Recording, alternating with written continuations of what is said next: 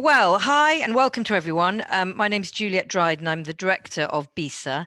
We're absolutely delighted today and thrilled to be able to host some really exciting free public events as part of BISA's 2021 annual conference. And I really want to thank Chatham House, particularly Renata Dwan, who originally got the ball rolling on all of this, for collaborating with BISA and also sponsoring this event, which is on domestic politics and foreign policies, interests, articulation, content, and impact. Thank you also to Christopher Sabatini, who put the panel together. For those of you who are not BISA members and may be interested in the work we do, we are the British International Studies Association, or BISA for short, and we promote and develop the discipline of international studies, international relations, both here in the UK as well as more globally. We do have about 30 research groups, or we actually have 31 research groups specializing in different areas of international studies. And what we do is we support and disseminate that research through our events, conferences such as this one, our journals, that's the Review of International Studies and the European Journal of International Security, and through our large book series, which are all published by Cambridge University Press. And we support the IR community through learning, teaching, and professional development events. If you'd like to know more about any of the things that we do, or indeed how to become a BISA member, please do take a look at our website or follow us on social media.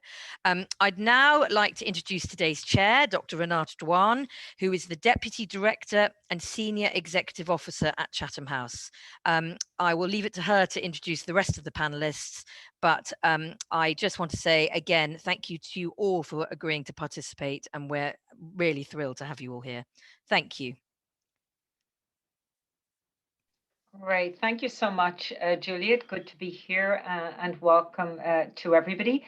As Juliet said, this is a Chatham House panel, and so we're joined today by a panel of some employees, some full-time employees and associate fellows of Chatham House to explore the issues and the themes around domestic politics and foreign policies, interests, articulation, content, and impact. Now, as globalization and democratization processes have expanded and grown, the models, and of course, many of you spend your time, much of your academic career looking at these questions, the models of international politics, explaining the interrelationship between domestic and foreign policy initiatives have become much more complex. We recognize, of course, the interactions between domestic and foreign policies, but we often struggle to categorize, to describe and to understand the relative influence of each. This has intensified, this discussion, and also the attempts at categorization in the context of the rise of popular attitudes and movements in different parts of the world, and particularly how they're impacting domestic, but in particular foreign policies, whether from Brazil to the European Union, to India, to the United States. Our panel is really intended to explore those different trends in different parts of the world and ask the questions around to what extent is there something new at work in this particular sets of domestic interests and actors? Is there something different in these voices and constituencies and how they're shaping foreign policy?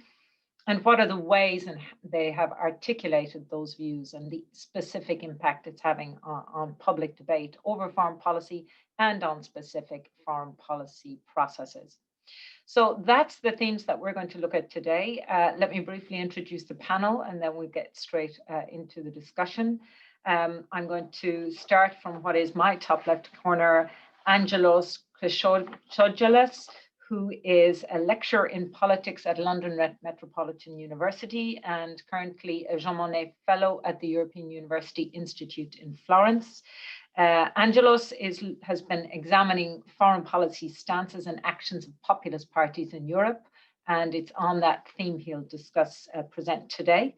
Angelos is also an associate fellow at Chatham House, so welcome, Angelos. We're also joined by Chris Sabatini, Senior Fellow for Latin America at Chatham House, who comes to Chatham House from the School of International and Public Affairs at Columbia University. Chris's work focuses on democratization and international democratic processes and populism, social inclusion, and he's currently working on a book with Ford Foundation sponsored book, Human Rights in a Changing World Order. We also welcome Elena Lazarou, who is joining us today as Acting Head of External Policies at the European Parliamentary Research Service, and previously headed the Center of International Relations at the Getulio Vargas Foundation in Brazil. Elena is a Brazil expert, writes extensively on Brazil, and is also an associate fellow at Chatham House. Finally, but by no means least, my colleague Gareth Price, the Senior Research Fellow at Chatham House, leading our research on South Asia with a particular focus on the politics of India and its regional and foreign policy engagements. Gareth is a member of the Asia Pacific Programme team. So this is our panel. We look forward to the discussion, and we encourage you to raise your comments, questions, and join in our discussion today.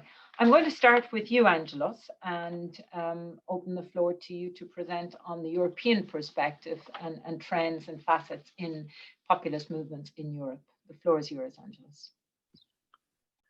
Yeah, thanks, Renata. Thanks very much to Chatham House, obviously, for inviting me and having us over, and many thanks to BISA for hosting us. So my short presentation today will actually build on a research paper I just published with Chatham House on kind of an overview of recent developments pertaining to the foreign policy stances of populist parties in Europe. I'm going to leave the I'm going to send the link to the paper on the chat. If anyone is interested, do go have a look. There's also a lot of other work done on questions of populism, democracy, accountability, a lot of those issues in the EU currently in the Euro program of Chatham House. So do have a look there for those of you who have a broader interest in Europe. So basically, what I'm going to do is I'm going to more or less go kind of step by step on what is in the paper.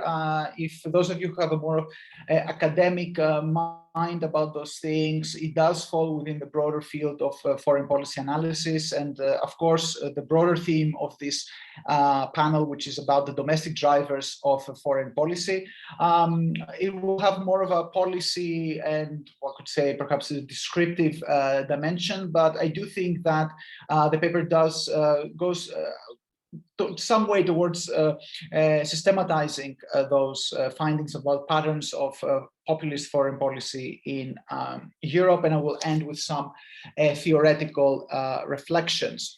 So to start off with what the paper more or less argues, the paper does some is quite explicit in looking at what populists in Europe have to say about foreign policy, but not about the EU. And that is, I think, quite crucial because in many ways we tend to think about populism as a threat to the liberal international order. And when we think about it specifically in the case of Europe, we do this by way of thinking about populism through the perspective of Euroscepticism. And it is true that most populists are indeed Eurosceptics in Europe. But the paper does looks on what populists in Europe have to say on foreign policy strictly, so not on Europe, so on what they have to say about the US and NATO, about Russia, about China, and the international order at large. It looks at what populists say, and for a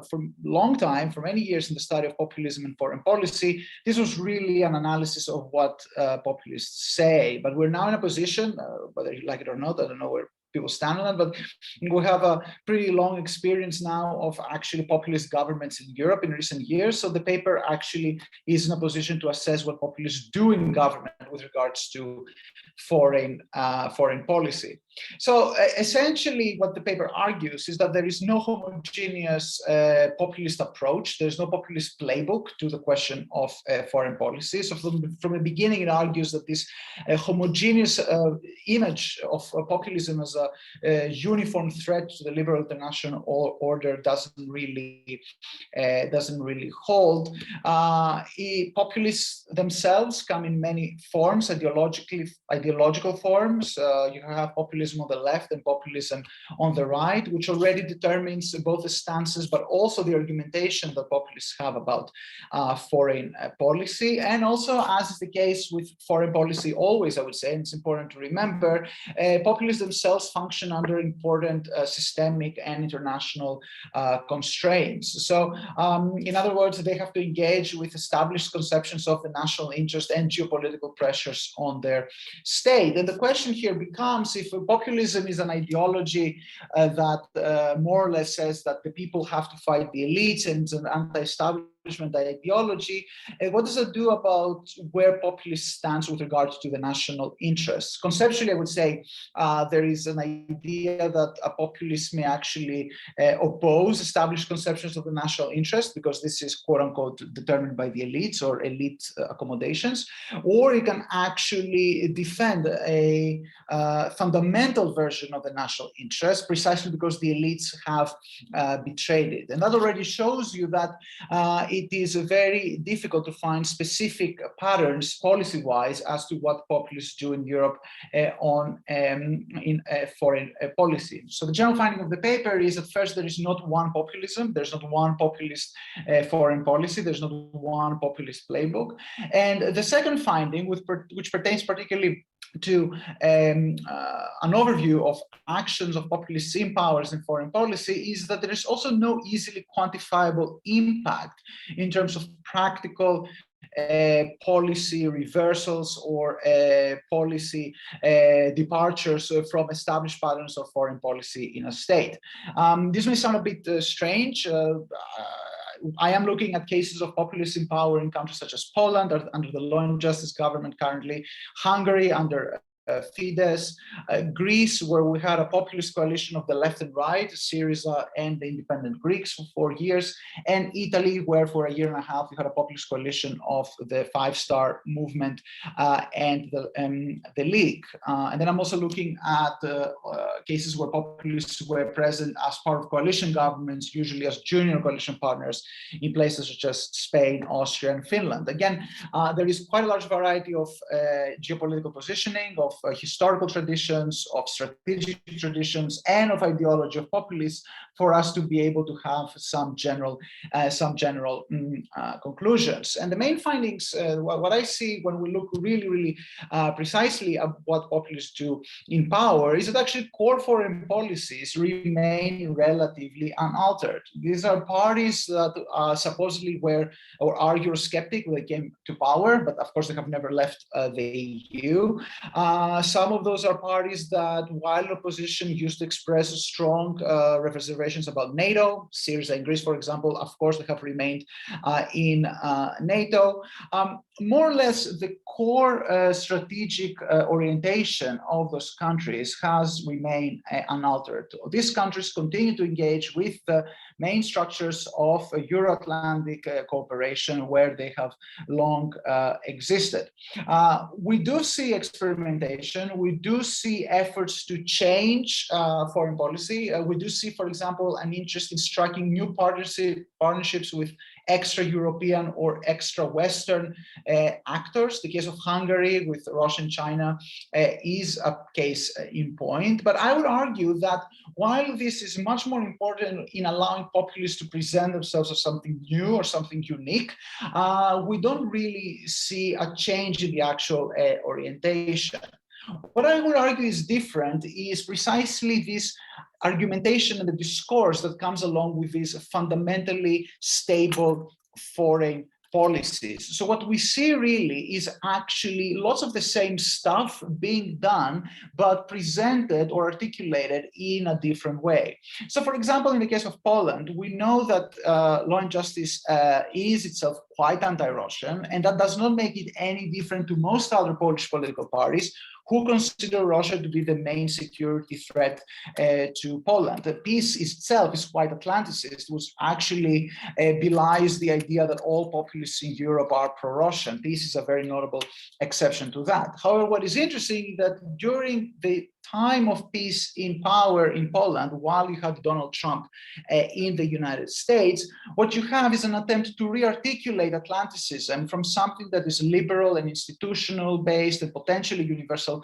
into something that is much more culturalist, much more sovereigntist, and much more nativist. For example, on emphasis on questions of immigration and sovereignty. So here you have a very good example whereby pretty much the same policy, Poland remaining very much aligned towards NATO and hoping for US support against Russia, acquiring a new ideological content. And I would argue it's the same case with Viktor Orban and Hungary, which Hungary remains very, very much integrated into the European common market, very, very much integrated in the German sphere of economic influence, where it accrues most of its benefits.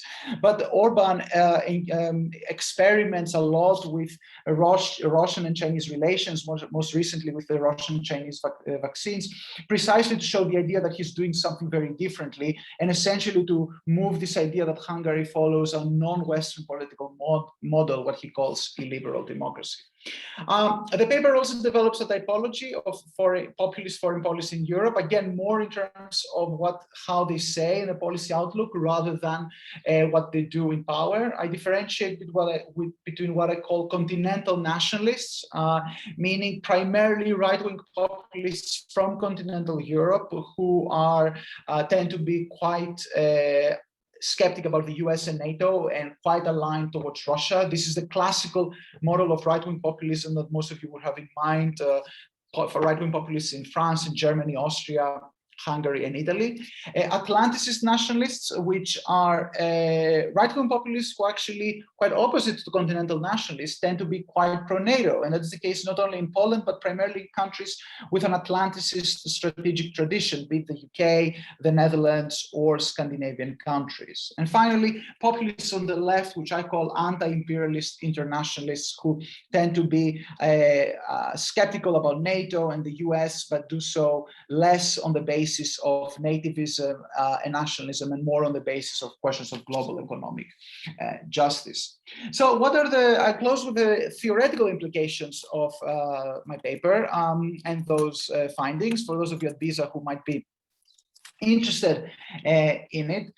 The first finding is about what does populism say about international relations and foreign policy currently. And I would argue that populism is more of a symptom of deeper structural changes, so rather than the cause of them. So when we see populists complicating the conduct of foreign policy in Europe, particularly with regards to finding EU common positions on various foreign policy issues, I would argue that these tensions exist less because populists are in power and more because populism itself reflects the fact that after so many crises of EU governance, there are increased tensions of national interest between European states. So populism, again, is the symptom of deeper structural changes, and particularly I would argue deeper structural tensions and diverging preferences in a much more varied and heterogeneous EU.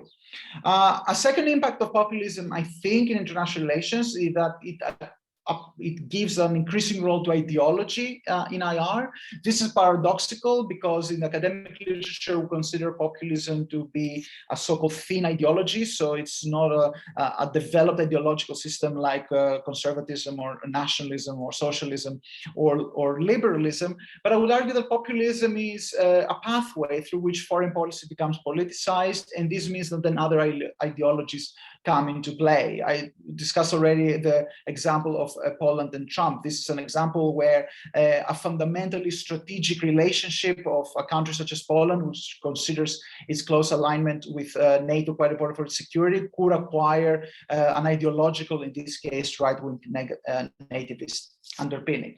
And then finally, the main conceptual and theoretical viewpoint is that I think that we should consider the main impact of populism on foreign policy, not as in terms of policy, meaning the idea that populism has to be, that the populism changes policy, but in terms of a new discourse, right? So it really allows politicians to do the same thing, but articulate them differently, namely as a struggle between domestic and international elites. And I think this is a really important, it's no less an important idea, because it really raises some normative questions about who exactly populists represent. If they're able to escape domestic constraints, if they cannot really be held accountable in terms of policies they enact, and they mostly use foreign policy as a discourse for a constant effort of domestic mobilization, I think this raises important constraints also about the democratic control and the ability of democratic communities to hold their leaders accountable in terms of how they conduct their foreign policy. Thank you very much, Angelos, and for keeping to the time. I think there'll be quite a few questions, perhaps, or interest in hearing a little bit more about your conclusions, and in particular, the question that if it's less about impact and more about discourse, what is the long-term impact of that discourse change? Is it corrosive of democratic processes, or does it have not impact? So it'll be interesting to hear from a bit on that in the panel questions. And also, I think this question also that you raised, well, if it isn't having so much impact, if populists aren't having so much impact in shaping the foreign policy of their countries, what does that tell us about bureaucratic politics and elites in the foreign policy space? So it'll bring us back to the Allison argument and where we go from here. I think you raised the question of the United States and how much of the strand of populism in Europe that you talked had a particularly, not all cases, but some Atlanticist nature, which links us very neatly to Christopher Sabatini, and to the perspective of what we saw very much US foreign policy under Trump, and the hangover, which you're entitling, Chris, Just Know Nothings on John Bircherism Updated. So I think it's a neat segue to the impact and the consequence of populism in the US. Chris, the floor is yours. Thank you, Renata. I've changed a little bit the subject of the talk based on sort of thinking about it comparatively, thinking about it in light of Angelos's paper, which I'd read actually a while ago when it was first published, which is very good. Some questions about it, but basically, obviously, the argument that domestic politics have had some influence or have influence on foreign policy is not new. Robert Putnam wrote in the 80s about the two-sided game, and the argument was that obviously democratic regimes have to face some accountability among their electorate, and that's going to condition how they shape their foreign policies and how they defend it. And ultimately, it will sort of tend to temper foreign policy adventurism. But the question here is has that political condition changed? Has how political elites receive the information from the electorate regarding their foreign policy preferences and how they defend that changed? And how that then shifted the debate around that in a macro sense, in the way that you were referring to, Renata, not just in a policy sense. And then has that, within that, have new constituencies emerged that are changing the tenor of that discussion with new interests and new ways of embedding themselves in policy discussions and in fact in the policy apparatus itself. And then has that actually changed the content? And so my argument on this basically is yes, I do believe there are new domestic constituencies that are exerting new novel pressures and interests. In the case of the United States, as my title and you mentioned, Renata, there's always been a strong current of nativism and nationalism and even isolationism within the United States. And Know Nothings were obviously a case of nativism. But of course, there are also other elements. Isolationism during World War II, we saw being very prominent until the invasion of the attack on Pearl Harbor. So these are not new. The question is have they been given a new voice and a new sort of mechanism or platform for being able to project themselves? I would argue that, in fact, because of this, the discussion around foreign policy has shifted dramatically, and who takes part in that discussion in foreign policy has changed dramatically. And that's beyond just, we've seen very sharp differences increasingly over recent years in US foreign policy that markedly differ from the past. For example, the Bush administration's invasion of Iraq. Take the case with humility with Elena on the call, the case of Brazil with Lula and the PT's consolidation of Itamaraty, a certain current within the foreign apparatus, foreign service apparatus, so their consolidation of control over the foreign service in Brazil, both in the government as well as the foreign ministry. Those were definitely different strains, if you will, but they were, I would argue, well within the band of foreign policy differences that we've seen. What we're seeing now, however, is markedly different, and I'll talk about that in a little bit. But in terms of concrete policy change, I do think we're not talking about a 180-degree change here. I think this is very much limited to a number of factors. One is we're just seeing the short-term effects of this, as you implied too, Renata. I think over the long term, will this have a corrosive effect on the public debate and also on institutions? Will this also affect on to be perfectly blunt, in the United States, disincentivizing people to join the Foreign Service? A number of my former students at STIPA have not joined the Foreign Service, were offered positions, but haven't, simply because they found the position so difficult, or the fear of having to advocate for those positions so difficult during the Trump administration. But also, will this contribute to a deinstitutionalization of the State Department and other foreign policy debates in ways that change the content, not just in the short term, but over the long term? Now, of course, the big question is why these constituencies have so much power and who they are. And arguably, in looking at, say, the United States or Mexico or Brazil, for example, you could argue that we're sort of picking on a dependent variable here. We're saying these are three cases where it's changed dramatically. What has happened? Obviously, and of course, every academic conference and every panel has to have someone who says this: we need more research. We need more research. But the truth is, because we do need some sort of comparative analysis on what are the instances where there hasn't been a change in foreign policy, at least in terms of discourse, if not in terms of actual policy. And are those, in those cases, and if you compare them, where there's change and where there's not change, has there been similar changes in domestic constituencies and the way they're mediated and presented? And if so, then what explains this difference? I would argue there have been fundamental differences, but without this comparative data, it's difficult to say. But for the purposes of this roundtable, I'd say, first of all, what has changed in the United States, and I would argue in Mexico, and again with a little bit of humility here with Elena, Brazil, has been a partisan realignment. In the case of the United States, the Republican Party is completely abandoned, and this is not just a short-term phenomenon. We'll see in 2024, I think, a presidential candidate who's markedly different than, say, a George W. Bush or a Richard Nixon or Ronald Reagan. So we're looking at a markedly different Republican Party that one time stood for a robust security policy and integration with multilateral institutions, a free trade policy, engagement, if not always engagement on, say, human rights issues, but a fairly engaged multilateral policy. Those days are gone. I think we're looking at a far narrower policy. In the case of Mexico, the parties have effectively, PRD and the PAN and the PRI have, at least in the short term, collapsed. We'll see what happens now with the Andrés Manuel López Obrador government under Morena. But obviously those centers or those foundations of foreign policy have changed, partisan. And the same thing in Brazil. The main parties that mark the end of autocracy there, the PSDB, the PMDB, the PT, at least in the last elections, 2018, were really on the margins. So first of all, it's a partisan change. The second has been the growth of social media. And arguably, social media has leveled the playing field. It's democratized. You can get a lot more people in the voice, but it's also changed it in the way interests are articulated to a leader, but also in the way a leader articulates policy preferences and policies to his or her constituency.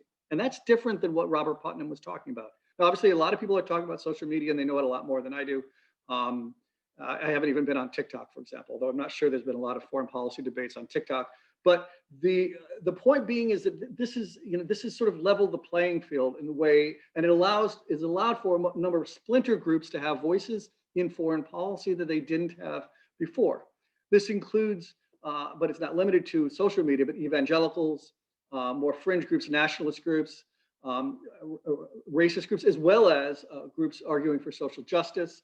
Their voice in foreign policy or in the public debate is much more present, but then it also allows a leader to be able to pick and choose what constituencies he or she wants to talk to, stoke, incite, defend, and what have you. But then you also have what's different is you've had with populism that Angela's talked about, a certain resentment, rejection of policy by experts.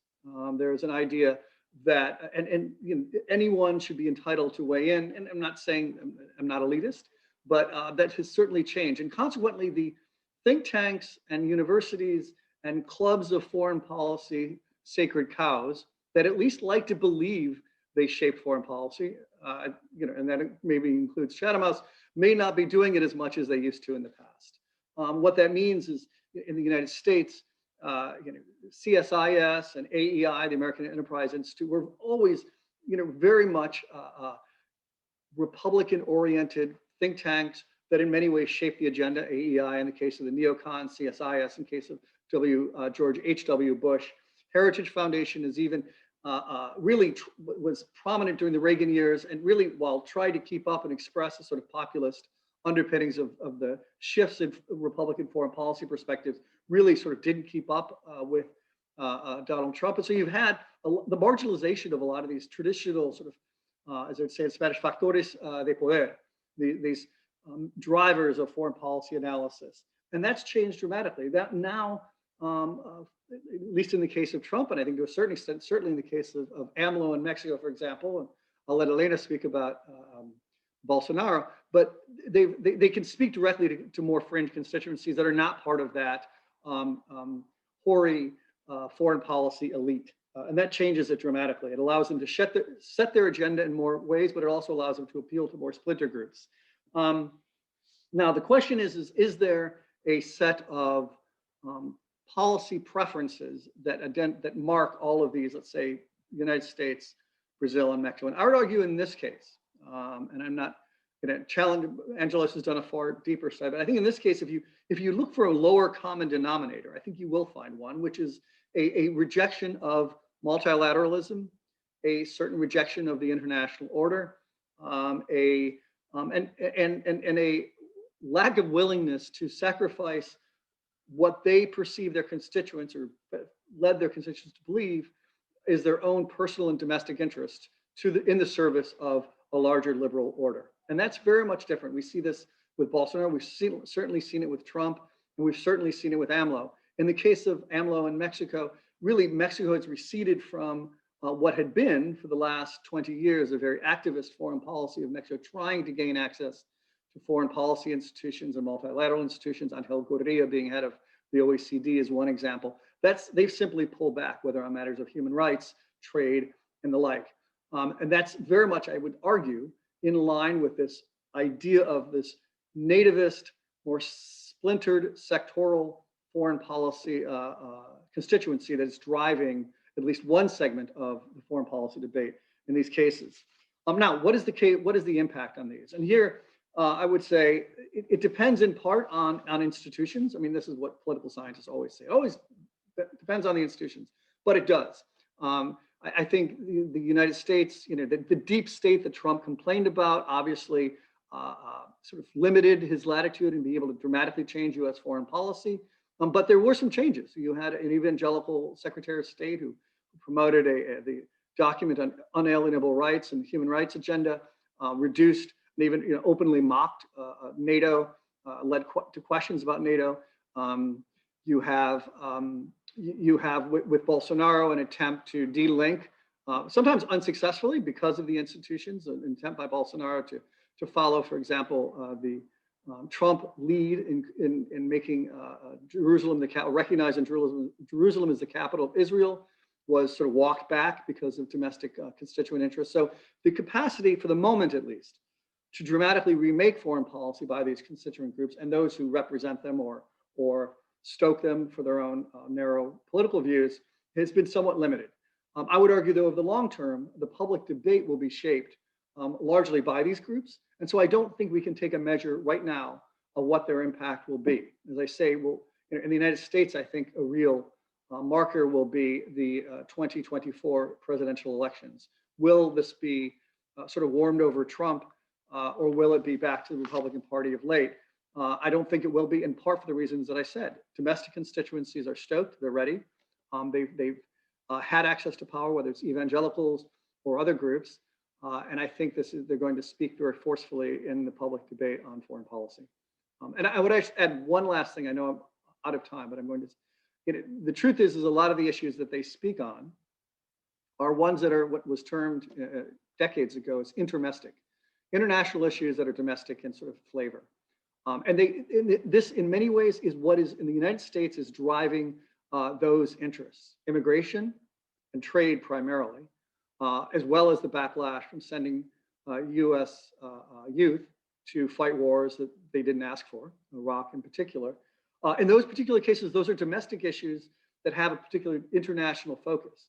And they've become red hot among this domestic constituency, whether it's nativists, an anti-war constituency, even within an isolationist anti-war constituency within the Republican Party, as well as the issue of free trade that Trump sort of captured in ways that the American trade union movement couldn't do. I'll finish with that. Thank you. Thanks, Chris. Lots of perspectives and questions there that I think some will want to query and come back on and extend. For example, the non-expertise, the anti-expertise element, I think it'd be interesting to bring this out, Angelos, also in the European context. And is there an implication in the decline of power between certain institutions? Yes, but I think also you're using the US example. We've also seen the entire Democratic administration, it seems foreign policy administration, come from those same think tanks and use the last 3-4 years to develop their thinking in institutions like Carnegie and Brookings and elsewhere. You also talked about the impact of walking away on this intermestic point, which I think is fascinating because it links also to the point of Angelo saying issues around migration, issues around identity, issues around trade. But I think also the questions that you raised is two questions. One is, what is the implication of the stability of foreign policy then? Can we expect then these significant flip-flops, whether it's Paris Climate Accords back forth, whether it's Iran JCPOA, whether it's migration policies, whether it's Jerusalem, and can you unpick foreign policies? And second, I'd love to come back to all of you when we go into the questions on populism and perceptions in and around defense questions, security and defense questions, because there's both a strong sense of national sovereignty. You talked about those identity issues, Angelos, around the notion of strong sense. And of course, we hear that in popular interest and Pearson talking about the national interest, but also, as you said, an isolationist trend, Chris. So a desire for strong budgets, a desire for a strong military, but not necessarily a desire for foreign policy adventurism and how that manifests itself and challenges it. Now we come on to Brazil, Elena, where you do have exactly some of those strands of a strong foreign policy, a military dimension or militaristic cultural and appeals and notions, including in the figure of Bolsonaro. And so maybe we'd love to hear from you on the question of Brazil, bullets, beef in the Bible, Bolsonaro's politics meets the world. Elena, over to you. Thank you very much, Renata, and a pleasure to be here. Thank you to Chatham House and to BISA. And just as a caveat, I'm here in my Chatham House capacity, so not representing in any way the European Parliament, which was just mentioned. I'm obviously been invited to discuss Brazil, and I will go into that in a minute. But before I start, I wanted to sort of outline 4 major trends, which to me are at the core of why we are observing some change in the way that domestic politics and constituencies are affecting foreign policy. And in many ways, they've been mentioned by the previous speakers, but just let me lay them out here, because I think it's important to keep them in mind during the Brazil narrative.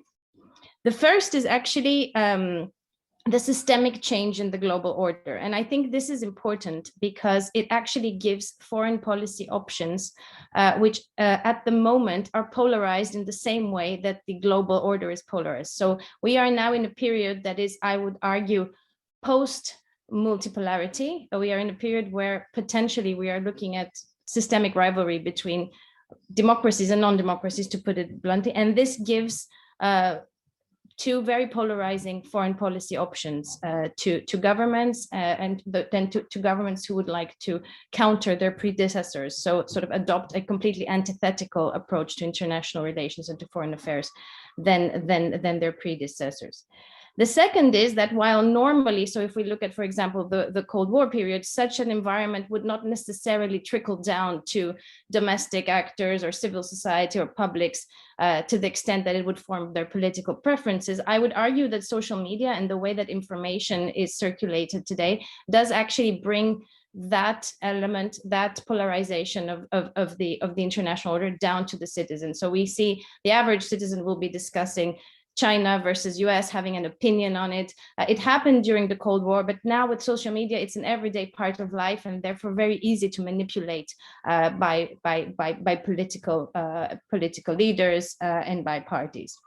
The third has been mentioned by Chris. It's the link between the internal and external nature of foreign policy. I think that in itself means that we see significant change because As we all know from studying many countries, foreign policy was never a very salient issue for elections, apart from countries that were in actual conflict. But that was because foreign policy was perceived as something to do with the action of one's government abroad. But nowadays, foreign policy is also about who is investing in one's country, and therefore it is about jobs, it's about climate issues, it's about human rights issues, it's about technology available. So I think foreign policy is much closer to the citizen, and that enables more of this domestic constituency influence and need to and necessity to externalize and to influence governments on foreign policy. And finally, actors. I think that's also important. We are at a time where foreign policy is not just made by governments, and I think the actorship of regional and state actors, but also of civil society, means that we have a different nature of the way that in which domestic politics and constituencies can affect foreign policy. And that is particularly true, I think, for those who are not in the same political group as those in the administration or in the leadership. So it means that political parties other than those in power can, if they have state or regional government positions, have their own type of diplomacy. And that's very much the case in Brazil. So having outlined these 4 trends, I want to then go a bit into the Brazilian case, but in a bit more nuanced way than is normally done, because I think the classic narrative about Brazil is Bolsonaro comes to power, anti-establishment, completely new foreign policy, looking just at the US and the West, whereas Brazil before was cautious and under Lula was looking at the South and changes everything and creates a new type of foreign policy.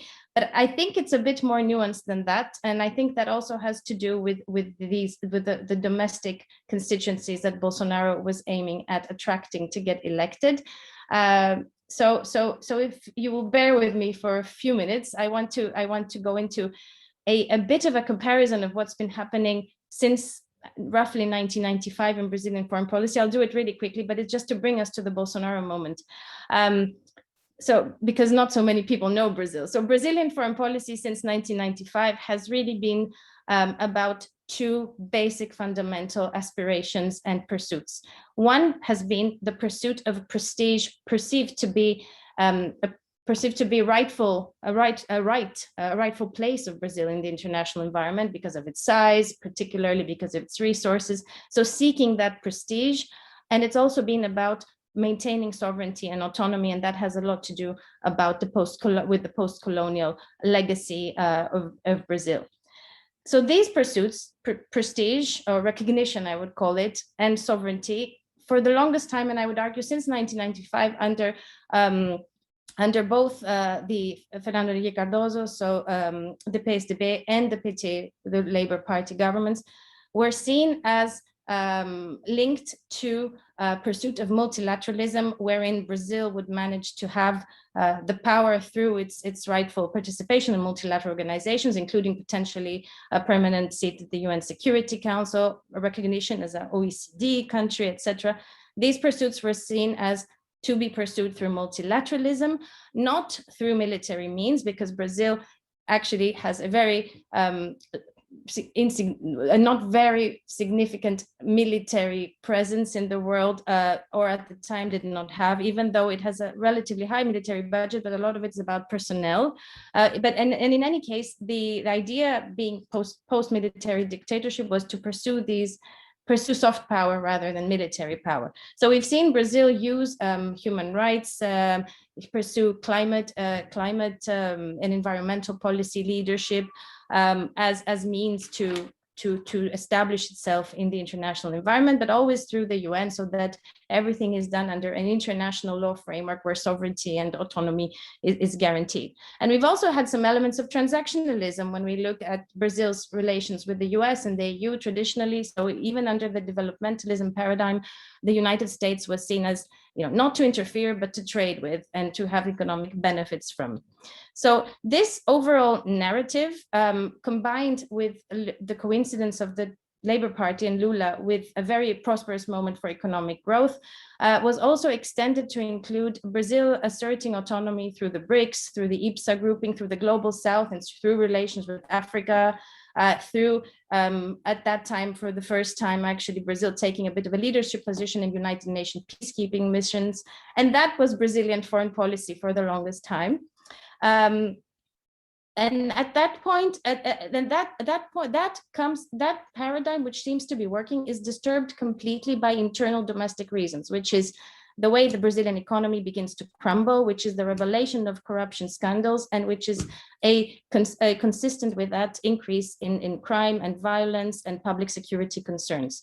So it's at that moment where the two presidents that follow Lula, so Dilma Rousseff and Temer, really start looking inside. We have a moment of what I would call relative Brazilian isolationism, and then we have Bolsonaro. And that's important because Bolsonaro starts his foreign policy approach from that isolationism moment. So we have a moment of stagnancy in Brazilian foreign policy. So he has a blank slate, but he also picks up on these frustrations: economy, public security, and corruption.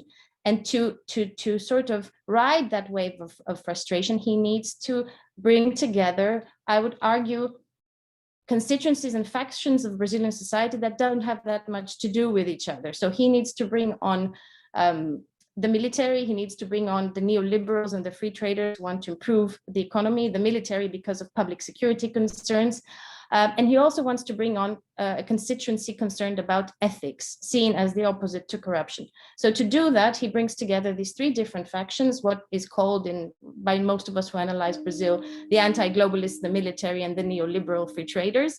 But all of these have very different foreign policy approaches, which mean with the neoliberals wanting to have an open trade foreign policy, with the military want to be pragmatic, but also not antithetical to engaging with China, but with the anti-globalists really having the most pronounced position on foreign policy. They think it is multilateralism that has destroyed a lot about Brazil. They consider Brazil's prestige to be linked not to the global South that Lula had pronounced as important, but to being part of Western civilization, the United States, the EU. And really, it is that faction that becomes dominant in Brazil's foreign policy. So we've seen in the first years of Bolsonaro, the adoption of this anti-globalist, pro-US approach. It also fortuitously coincides with Trump being in power, who has a very similar approach to international relations and to global affairs. And therefore, we see events such as Chris mentioned, the proposal to move the Brazilian embassy to Jerusalem. We see the proposal to withdraw Brazil from the Paris Agreement and other such moves. What is interesting at this point is that even though that foreign policy represented by Bolsonaro and his foreign minister, I would argue, represent and reflects a domestic constituency and a part of society that Bolsonaro wants to bring on board, it is also domestic factors, as Chris said, that halt that foreign policy. It is the reaction by those other factions, by the free traders who oppose Bolsonaro's anti-China rhetoric because it's harmful to Brazilian economic interests. It is the opposition of the agribusiness, because even though Bolsonaro is supporting some of their pursuits, he's also creating a negative image abroad, which is hampering their ability to trade, including with the EU. So while we have a foreign policy motivated by domestic constituencies' interest, we also have this polarization of society and the fact that we have a very fragmented society in terms of what they perceive as interests, reflecting in the administration's inability to carry out the foreign policy that they have presented as part of their ideology. And perhaps the crowning of all this is the coronavirus, because while this administration comes into power as an anti-China, the president is an anti-China believer, gradually the need to have vaccines, the procurement of vaccines from China begins to create issues, and perhaps biggest among them is the opening of an investigation in Brazilian Congress with regard to why procurement of vaccines was delayed and why it was malhandled, which results into the firing of the foreign minister. So a very domestic issue, health and vaccine distribution, becomes essentially a reason why a foreign minister is dethroned. And I think this also shows the interplay between internal and external. But I know my time is almost up, Renata, I suppose, but perhaps I want to finish by saying two things that I think that come out of this analysis, which obviously is a very long one and has many elements in it. One of them being, in spite of this turn and of this narrative that changes, as Angelos has said, I would argue there's a second narrative that hasn't changed, and that's the narrative of a government pursuing sovereignty and a government pursuing prestige. It's the same goals of foreign policy are there. It's just the discourse on how to achieve them that changes completely the orientation of foreign policy. So I would argue, contrary to Angelos, we have a change, but it's motivated by the same goals or the representation of the same goals. And last point, in all of this, as has been studied amply by the research community, we have a parallel movement of state governments, regional governments, and civil societies directly engaging with the United States, with Europe, and with other actors on climate and health issues. And I think that's an important part of the change of foreign policy, that we have direct communication and direct lines of actorship in foreign policy by domestic constituencies that are opposed to the government. So thank you very much. Thanks, Elena, and thanks for flagging again this idea of changing nature of vehicles for foreign policy. You talked about different levels below the sub-state, the state, regional actors, cities, mayors. We see that in the context of civil society organizations, the context of climate. Angelos talked about institution, or Chris. There's also the question, I think it'd be interesting to come back to, about political parties in the traditional sense of how we understand them. So perhaps it'd be good to come back to that theme. Rounding out, I think, our panel today, we're going to move now from the Americas to India, and to the question of continuity and change in Indian foreign policy as a reflection or as a function of the rise or not rise of populism. And there, I think this question, is the substance changing, or is it the tone or the discourse, or both? Gareth Price, over to you, Gareth. Thank you. Yeah, so I've been struggling trying to deconstruct the various bits of Indian foreign policy, and I will go through my working. In particular, in the past 7 years since Narendra Modi came to power. And I think one of the challenges here in this sort of populist issue, Narendra Modi is clearly a populist. You watch his speeches, this is typical populism and such like. But he's also a Hindu nationalist. And Hindu nationalism is about rejecting the Congress party's narrative about what India is and what it should be. So that's another strand. He's also very good at winning elections, and that has played into foreign policy in a way it hasn't previously. And he's also, and this is the thing that suddenly struck me, the thing I was missing, he's the first prime minister for 25 years to win a majority. So one of the first foreign policy issues he actually did, a legacy of partition, was that there were little enclaves of Bangladesh in India and India and Bangladesh. And these people were essentially stateless, and no one did anything about it. And so they even had a double enclave. It's a bit of India and Bangladesh in India. And it lasted. And the reason no one did anything about it is because changing the territorial integrity of India required changing the constitution. And no one had been in the position to do it before. And he did it. And it was the right thing to do. And it had nothing to do with populism or Hindu nationalism. It was entirely to do with he was the first person to win a majority for 25 years. Look, and India is, for various historical reasons, foreign policy is not an important issue in India. This is simply a fact. It's very much an elite issue for diplomats. There's very little public interest. There's very few votes in it. And I'll talk about the reasons for that. Over the past 20 years or so, there's been an elite consensus that India should play a greater role in the world. That's been there of both parties. Showing itself in India's demands or requests for a permanent seat in the UN Security Council in the early 2000s. And then Narendra Modi and the BJP come to power for the second time in 2014. What you see the continuity in some trends, such as getting closer to the United States. You see the continuation of some challenges, such as, does India's global role evolve out of its regional role, or can it project over the region because it's too difficult? And as Elena just mentioned, talk about the BRICS, or talk about IPSA, or talk about other things. And it's also, because this is what Hindu nationalism is about, it's rather than India just being having a seat at the table. It's that India should be respected and that India should be strong. And when you think about India being strong, well, most countries like India and get on with India. There are two countries that are at issue here. One is Pakistan and the other is China. And I think with Pakistan, you can see elements of populism in India's approach towards Pakistan. I think with China, I mean, you'll recall the recent sort of border skirmishes between China. I think those are structural factors whereby India and China are rubbing each other up the wrong way and would be regardless of who was in power in Delhi or Beijing. Let me quickly go through my working. India's priority is domestic development, and foreign policy has only come into that in a way of how can it help India's domestic development.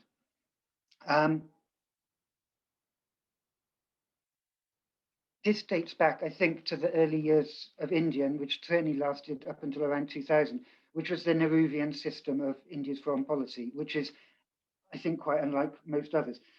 Nehru was prime minister and foreign minister until he died in 1964. And foreign policy was about non-interference. Led to India leading the non-aligned movement. It was essentially the opposite of an assertive foreign policy. India took positions on issues. So India would say we're against apartheid, we're anti-imperialism. It helped train people in other developing countries, but it didn't interfere. And this has two legacies, which I think are still there today. One is that it's hard to find an overarching foreign policy theme for India, because that is the theme. The theme is we don't interfere. And secondly, because there's not a theme, what you have instead is just a series of bilateral relationships.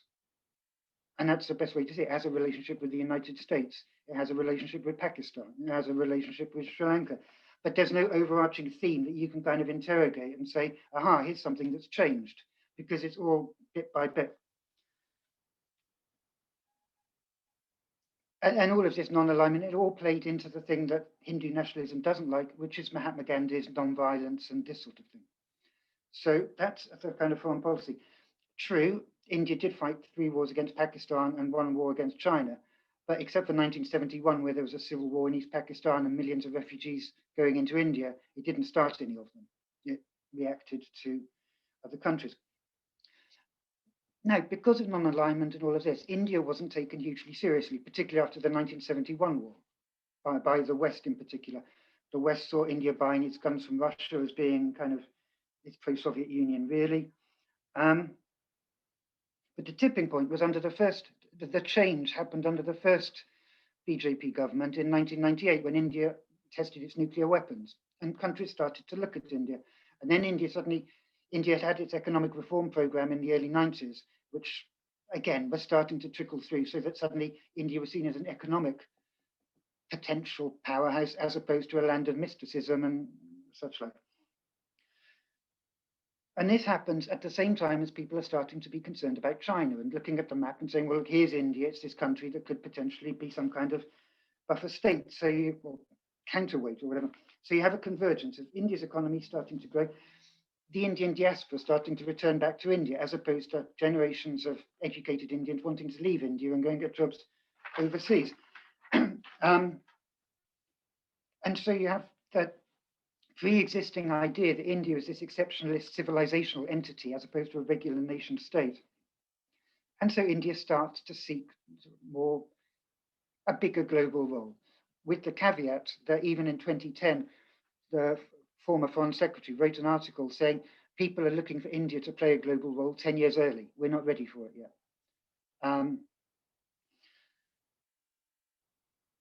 At the same time, you have a series of provocations from Pakistan over a sort of 10-year period. You have the Kargil War in 1999. You have an attack on India's parliament in 2001. You have 2008, the Mumbai attacks. And this feeds into a narrative whereby the BJP is critiquing the Congress party, which kind of the Hindu nationalist thing is set up against, on the grounds that it's corrupt, on the grounds that growth is slow, and on the grounds that it's weak, that it should have done something more assertive against Pakistan. And so it comes to power. The first thing it does is it reaches out to its kind of various neighbors and invites all of them to the neighborhood. And this speaks back to the question of where is India's global role coming from? Is it coming from it's the benevolent regional hegemon, or is it coming from the neighborhood's too difficult. So we have to reach out to IPSA or to the BRICS or to the US or whatever. And then it immediately cuts off relations with Pakistan. And many of its foreign policy initiatives, which again, they have their bilateral benefits, but they also, several of them feed into its relationship with Pakistan, because it wants to project strength, and Pakistan is the country it wants to project strength against, because that's what Hindu nationalism is about, and you need to have someone to project it against. So India talks about BIMSTEC, which is a regional grouping which called the Bay of Bengal Initiative for Multi-Sectoral Technical and Economic Cooperation.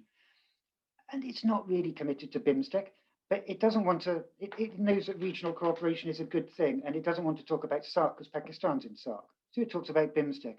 And it says our Look East policy is going to become an Act East policy. And because it doesn't need Pakistan, it reaches out to the Gulf states, most of which have been the kind of financiers of last resort of Pakistan when it runs out of money. And it gets Saudi Arabia and the UAE to sort of turn towards India. And I think that's a very interesting thing. I don't know if it's populist or to do with the particular character of Narendra Modi, because that was quite a risk-taking action. But it worked, and the Gulf states turned against, or turned towards India to a degree and away from Pakistan to a degree. Problematically, that meant Pakistan was even more reliant on China.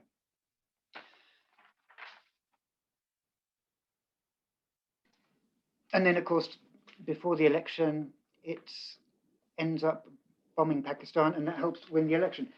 I'm not claiming that that was a deliberate plan, but it certainly played into this idea of Indian strength. With China, the tensions there, I think, are very different, structural and long-lasting, and potentially very troubling. I'll stop there. Okay, Gareth, thank you very much for that. And I think some questions that will be definitely raised about the electoral dynamic and how populists use or to what extent electoral dynamics, electoral vehicles are impacting foreign policy choices. I think that might be something that comes back, including because it was something echoed in the Trump electoral campaign, Chris, so we might come to that. I'm going to ask each one of you a question, or put a question to all of you, which is this question of vehicles for foreign policy that I wanted to raise earlier, and whether you see a change in the vehicles that one might use for foreign policy processes, participation, decision making, whether the institutions, the elites, the social media you referred to. I'll flag that and I'll throw that open to you, Angelos. And then I'm going to ask Elena and Chris also to come in on a question of multilateralism, all of you. But the one issue you seem to be seeing of potential substantive change with the development of populist movements in Brazil, Mexico, US, and Angelos, you didn't seem to see it as much, but I'd like you to reflect on it. Is the question, if there's to be a substantive changes that we see, is it in the space of multilateralism? And Gareth, you may also want to come in here. So 2 questions, vehicles, and then the substantive impact, if any, is it on multilateralism? Angelos, do you want to start on one or both of those questions?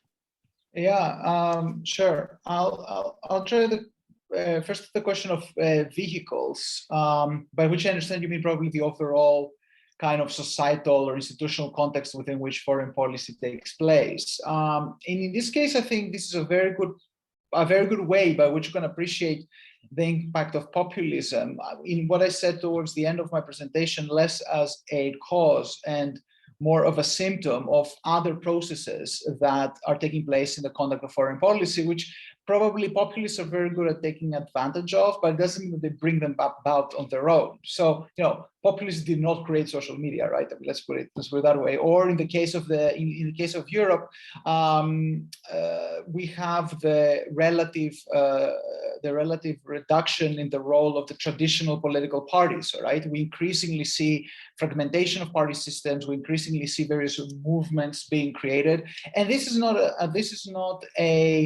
something that populists only do. I mean, Emmanuel Macron has created a political party in France that carries his initials. credentials. I mean, that would be considered textbook populism, or is Emmanuel Macron a populist? Something for all of us to ponder during tonight over dinner, I suppose. But I think the reason, what the research shows is that if there is, and here I'll probably contradict myself in saying that populism doesn't have a discernible aspect. I was meaning impact. I was meaning more in terms of concrete policy outcomes. But what research does show is that populism has an accentuating effect. Again, it doesn't create the process, I think, but it does accentuating of bypassing traditional foreign policy bureaucracy. So you have an increasing personalization of foreign policy. I think India, Brazil, I see everybody nodding on the panel, so I think that's the case throughout across the board. You have, and also in the case of Europe, what I find really interesting, paradoxically, one interesting point here is that populist governments tend to appoint technocrats as foreign ministers. Syriza did that, or in any case, non-major political figures. Syriza did that. The first Italian populist government did that. In Austria, you see that. And I think that's actually by appointing a non-political figure as foreign minister, you basically take away all political heft out of foreign ministries, and that is concentrated in the office of the leader. Again, I'm not sure that's an effect. This is not something exclusive to populists. I think what populism does is that it shows us, it makes us aware of deeper ways that foreign policy conduct is changing, and populism is just one way that this thing becomes very, very obvious. To close off your second point about multilateralism, I think that's an interesting point. I think this is also something that we have to be a bit more qualify our essence about what we understand about populism and what it does. I've been quite uncomfortable for many years when particularly not only the populists but generally the radical left or the far left tends to be quite anti-NATO in Europe, tends to be quite anti-IMF and all those things. However, it is very much pro-UN.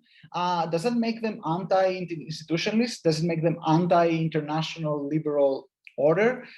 Probably not. I mean, it means that there are also bits and pieces of the liberal international order with different strengths. So obviously, there are parts of the international order where the US is dominant, other ones where non-Western powers have an entrenched power base, such as the Security Council. I think when it comes to populists in Europe, their largest energy when it comes to international multilateralism is directed towards the EU. This is really the one thing that they really, really focus on a lot. I don't think they spend a lot of time thinking about other international institutions, but Atlanticist populists tend to be very much in favor of NATO as well. But this is not done for the sake of multilateralism. So to conclude, I think what you see here is no principled position on multilateralism or something that is good in its own right. So, this differentiated, if Chatham House were a political party, it would not be populist. But it means that they can be quite selective with regards to what institutions they like and choose. Thanks very much, Angelos. Gareth, you wanted to come in on these questions. Yeah, just a quick comment. India too appointed the former foreign secretary, as in the civil servant, to become the foreign minister. There's a lot of very sort of personality-driven things. That the national security advisor plays a major role. The foreign secretary plays a kind of frontman role, it would seem. A lot of it's done by Modi and close people. And how it manifests itself in terms of foreign policy is things happen completely out of the blue. And to give an example from a couple of weeks ago, since India bombed Pakistan before the election in 2019, they haven't talked to each other. Then out of the blue, 2 weeks ago, it turns out there's been some back channel diplomacy going on, and now they're going to start a dialogue again. Now, no one would have predicted this because there was no evidence for it, because it all happened entirely in kind of secret. And that's in a way that historically, having followed this part of the world for many years, you would get an inkling that something's going on. And as of now, everything's much more personality driven, as Angelos was saying, and also much harder to predict because it's to do with, personalities and backdoor diplomacy in a way that historically definitely wasn't the case. Thanks, Gareth. Moving on, Elena, to Brazil, personalities and predictability are certainly very much part of this question. Indeed, and actually, I will tend to agree with some of the things that have been said. I think one thing that we can observe across the board is the relative increase of power of sort of national security or other advisors to the presidents. And I think that's across the board. I'm thinking US and other countries, and in Brazil is definitely the case, notwithstanding some of them were part of the family of the president, but which is also maybe a trend in some countries. But this relative importance of the diplomacy carried out by appointed advisors rather than by civil servants who are part of the foreign service, I think is a trend. And it also links up to domestic constituencies and to social media, in the sense that it seems to me that diplomatic services around the world are still struggling to become attractive on social media, whereas a personality incorporates characteristics that are very attractive to social media and to the way people communicate today, and they can like them or dislike them, whereas it's not as easy to like or dislike a foreign service. So I think that's part of this populist / social media time we are living in. Definitely in Brazil, we saw this. We see this with the national security advisors. Second, interesting and to me new vehicle is the sort of, how should I call it, the sort of spiritual advisor or ideological advisor to the president. For Bolsonaro, this was Olavo de Carvalho, a philosopher based in the US that really encompassed in his work, all of which was the ideology that reoriented the Brazilian foreign policy under Bolsonaro. But it's kind of the Brazilian equivalent to Steve Bannon, if that's the closest thing I can give. But these kind of figures, you know, are not really part of what we know as foreign policy vehicle, but they're emerging. Churches and religions organizations are coming back, I think, not necessarily at the forefront, but underlying a lot of what motivates some of the foreign policy, particularly in Latin America. And on the other side, I would also say, as I said before, because of this polarization that we're seeing, I think we're seeing foreign policies of countries rather than foreign policy, in the sense that there are now channels for opposition and the parties that don't hold the government, the power to have their foreign policy, whether be it through state governments, as I said, be it through civil society organizations that are directly empowered by external funding, for example, in climate or human rights, or even through congresses, through parliaments and parliamentary diplomacy and parliamentary decisions about internal, external issues. So these are the vehicles. On the multilateralism, it's interesting what Angelo said, because indeed, well, you know, no one has said they are anti the UN. I think the UN maintains its core function of being the main sign that Brazil as well is committed to multilateralism. I think the reaction to multilateralism that Bolsonaro has exhibited was motivated on the one hand by an alignment with Trump. I think that was a big part of it, and I think we're seeing a reversal now with Biden. But it's also, you know, a way to globalization had a way that in which it was linked to the increase of inequality, particularly after the crises of the early 2010s, and it's a good scapegoat. So I think the usage of globalization as, on the one hand, to blame for the economic situation, but on the other hand, for the ethical, if I might call it, it inspired a discourse that those who are very conservative could blame globalization for those issues that were too progressive for their likes, finally. And that was the part of this anti-multilateralism, anti-globalization narrative. Thank you, Elena. Chris, I'm going to bring you in. So a few things. First, I agree with Angelos that we're seeing, I think, the personalization of foreign policy, whether through the appointment of non-career people, either in terms of their intellectual trajectory or their career trajectory in foreign policy positions. Obviously, Trump, it was Tillerson, former CEO of ExxonMobil, and then Pompeo. And also in that case, you saw a very strong activist, particularly under John Bolton, NSC, National Security Council, that very much, rarely did you see the bureaucracy, or as they would refer to it as the deep state, speak out or en masse in summits, because simply it was a very personalized policy, to the extent that even he met with Putin one-on-one. And then you also, of course, have this point of direct communication, foreign policy by tweet. The pullout of the U.S. from Afghanistan was announced by a presidential tweet. You can't get any more erratic and one-on-one than foreign policy by tweet and de-institutional or uninstitutional in that. So we see a certain, and that lends itself to a certain lack of predictability. We go to the point you were mentioning, Renata, earlier, is that does this risk sort of the flip-flop over time, the erosion of consistency?